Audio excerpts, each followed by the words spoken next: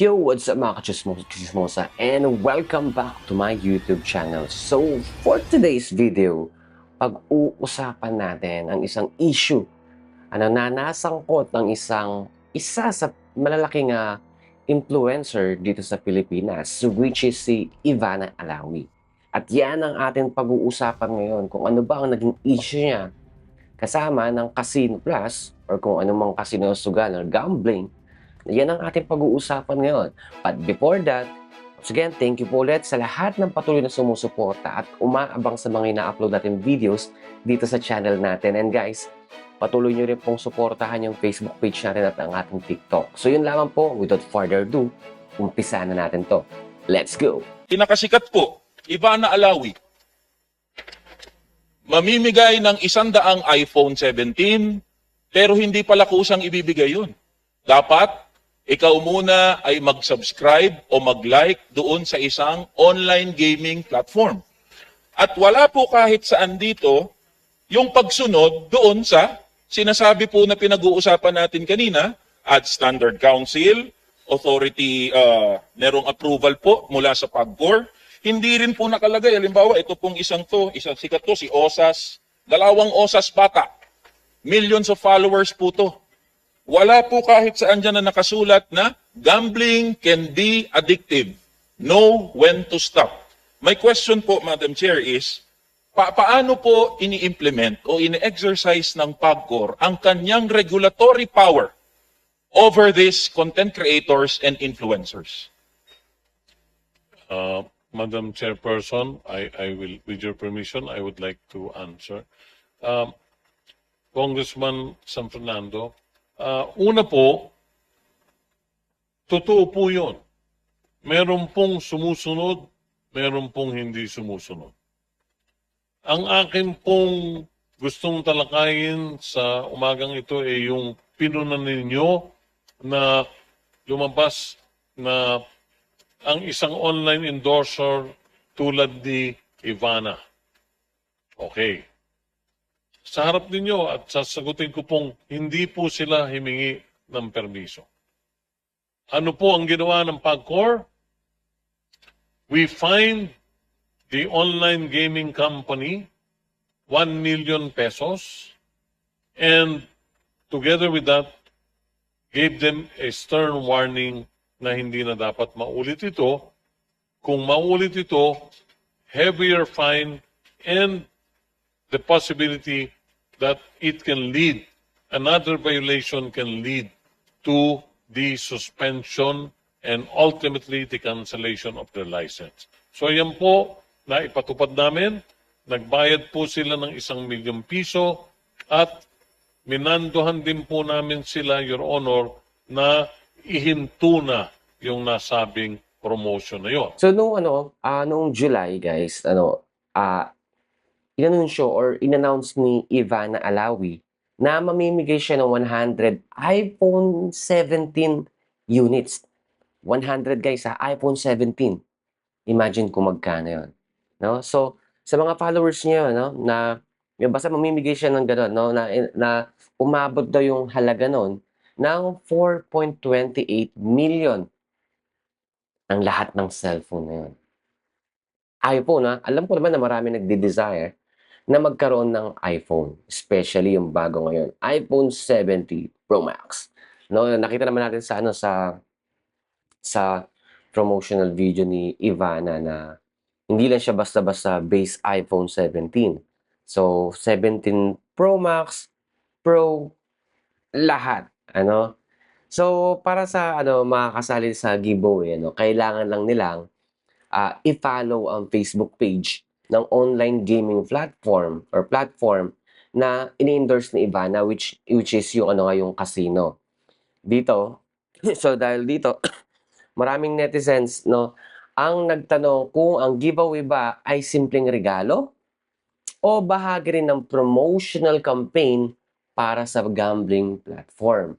So maraming rin. Siyempre, obvious naman na based din sa promotional nung in-announce ni Ivana yon. Siyempre, kailangan mag-follow at para siyempre ginamit ng casino na yon si Ivana para gamitin yung yung kasikatan ni Ivana dahil marami siyang followers, para makapag-subscribe or mag-follow din sa page ng casino. Siyempre, market na ng Leon para mas marami pang maglaro ng sugal sa casino na yun.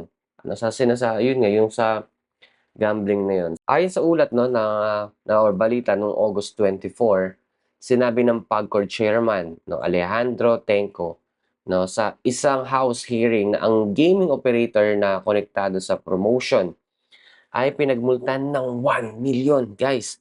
1 million dahil sa isinagawa na campaign ng walang kinakailangang regulatory approval. So, inutusan din nitong ihinto ang promotion. Sinabi rin na bayaran ang penalty. So, yun. So, nagkaroon sila ng doon. Kaya naging malaking issue siya ngayon at napag-uusapan ngayon sa social media. So, yun ang naging siyempre, nadami din diyan siyempre yung pangalan ni Ivana. Kaya yung time na yun talagang pinag-ano rin naman na, pinagtanggol din ng netizen si Ivana. Siyempre, alam naman natin talaga na tumutulong talaga si Ivana. Actually, pangalawang issue lang yan. Yung una nga, di ba, yung parang sinita siya ni Yusek Claire Castro sa pagtulong niya sa mga nasalanta ng di ba? So, saka na natin pag-usapan yan. Alright, so ang 1 million fine ay ipinataw sa gaming company, guys, yung sa casino na yon.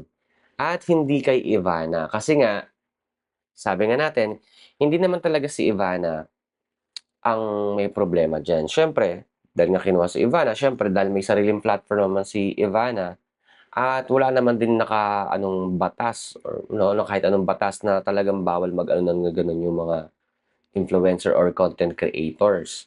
So siyempre, yun ang way ng pag-promote ni Ivana. Kaya walang magagawa doon. Kaya hindi siya pwedeng kasuhan. So, ang kinasuhan lang talaga dito at binigyan ng fine is yung casino mismo or yung talagang gambling company na yun. So, bakit nga ba naging controversial ito kay si Ivana? Kasi nga, unang-una, siya yung nag-promote. Channel niya at Facebook page din niya yung ginamit. So, dito may mga dalawang kasi dito, controversial, So, or may dalawang pananaw yung online. Okay? So, una yung critics, ito yon.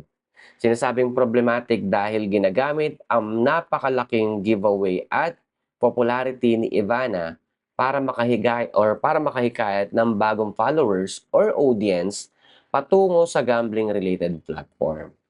Diba? So, talagang nga naman talaga, kasi ngayon talaga yung mga kahit anong kumpanya, guys, kahit hindi sa sugal, kahit sa mga businesses lang, kahit anong business.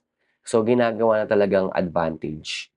Yung mga taong influencer na may malalaking followers or following, even sa mga content creator. So, yan na ngayon yan na yung ginagamit na marketing strategy ngayon.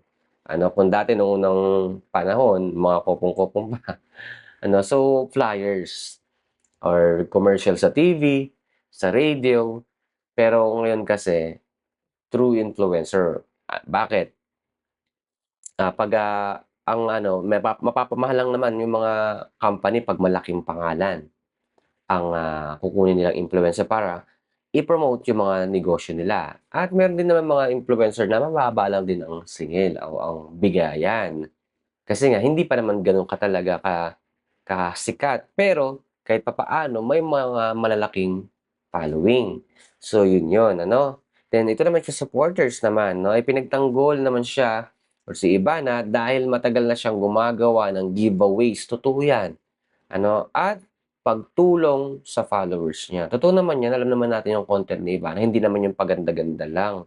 At hindi lang naman basta-basta daily lives niya, So, lang din, madami rin nagagawang mga pagtulong si Ivana sa mga followers, mga followers niya, 'di ba? Tapos, kahit nga hindi nga followers, basta nakita niyang karapat-dapat tulungan, talagang tinutulungan ni Ivana at yun po yung totoo. Kaya kung halimbawang sa tingin ko, kung kakasuhan si Ivana dito, maraming magagalit na netizen, at mga followers siyempre ni Ivana kasi wala namang bad image si Ivana or may mga issue before pero hindi naman din napatunayan, So noong July, Naglabas din ng pananaw ang Creator and Influencers Council of the Philippines or CICP, na ang gambling-related endorsement ay nangangailangan ng mas mataas na antas ng caution at responsibility dahil maaaring maimpluwensyahan ng creators ang kanilang audience na gumastos ng perang hindi nila kayang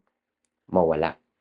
So yun lang din naman kasi talaga yung doon, disadvantage. Meron kasi mga tao na pag nakikita nila yung mga iniidolo nila, yung mga pina-follow nila sa online, pag nakita nilang ito yung ginagawa, gagayahin din nila. Mabilis may mahikayat ng mga influencer or content creator yung kanilang mga followers kung ano man yung i-promote nila. So yun lang. Though may mga naman na, di naman natin sila masisisi kasi negosyo din yan. Malaki kasi talaga magbigay ng bayad yung mga gambling company na yan. Siyempre itong mga influencer, may mga pangangailangan din. Yun nga lang, may negative side nga lang. May mga ibang tao kasi na wala na ngang sapat na kakayahan, sinusugal pa rin yung pera na meron sila. Kahit na alam mo yun na pangkain na lang isusugal pa. Kaya nga maraming mga balita, minsan ngayon driver, trabahante siya. Yung pera ng kumpanya ay ginastos niya sa sugal kasi nga nilu-look forward niya na lalaki or dodoble yung pera niya pag ginamit niya sa sugal. So yun lang yung mga disadvantage doon even sa mga pamilya, yung asawa, 'di ba, ginastos yung budget nila ng pang-isang linggo at nawala lang ng ilang oras or ilang minuto. So yun yung mga disadvantage doon na totoo naman wala naman kasi talagang yayaman sa sugal. Ang yumayaman lang sa sugal is yung may-ari ng sugalan, 'di ba? So pagkatapos ng backlash, inuulat na nagpapatuloy pa rin si Ivana sa giveaways habang ipinagdiriwang niya ang pag-abot niya ng 50 million followers sa Facebook. So ang laki na ng followers talaga. Yan, isa na tayo sa followers talaga ni Ivana. So yun naman yun, at least wala nang question dito kasi talagang matagal na talaga namimigay si Ivana. At galing naman din yung pera na yun sa kinikita niya. Iba naman itong usapin nito pagdating yung sa pag-promote niya ng about sa sugal, no? So ito yung pinaka-bottom line natin dito. Hindi ang pagbibigay ng iPhone mismo so ito yung pinaka-bottom line dito, guys. Hindi ang pagbibigay ng iPhone mismo ang pangunahing problema. Tandaan niyo po 'yan. Ang naging sentro ng kontrobersiya ay ang mechanics ng giveaway at ang connection nito sa online gambling promotion. Na kalaunan ay humantong sa regulatory action laban sa gaming operator. So yun po yung mga lesson na dapat nating tandaan, especially sa mga mga katulad nito mga negosyo na katulad ng gambling or sa mga casino na kailangan para maprotektahan niyo rin siyempre yung kinukuha ninyong influencer para i-promote yung business ninyo, siyempre proteksyonan niyo rin, no? Kailangan din mag-provide din kayo ng mga sapat or tamang permit na kakailanganin. Kasi kawawa naman yung influencer na kukunin niyo, sila na nga yung gagawin yung frontline, magpo-promote ng negosyo ninyo tapos sila pa yung malalagay sa alanganin. Alright? So yun lang mga kaibigan, alam ko maraming question talaga patungkol dito, especially at least kahit papaano, na-i-share natin yung sa tingin natin tama, para sa mga sumusuporta kay Ivana. Na huwag tayong mag-alala, hindi naman nakasuhan or makakasuhan si Ivana. For sure yan, yun lang akin, hindi naman tayo attorney or expert dyan. Pero base lang po sa akin nakikita. Kasi nga, hindi naman siya yung may-ari ng ng pasugalan. Di ba? Or ng online casino. So yun lang mga kaibigan. Once again, thank you po ulit sa lahat ng mga patuloy na sumusuporta at sa mga patuloy na umaabang sa mga ina-upload natin. Guys, i-support nyo rin po yung ating Facebook page at ang ating TikTok account. Alright? So guys, road to 10,000 subscribers na po tayo. So yun lamang guys, and abangan nyo pa yung mga next na i-upload natin dito sa YouTube channel natin at sa ating Facebook and TikTok. So guys, see you on my next vlog. Bye!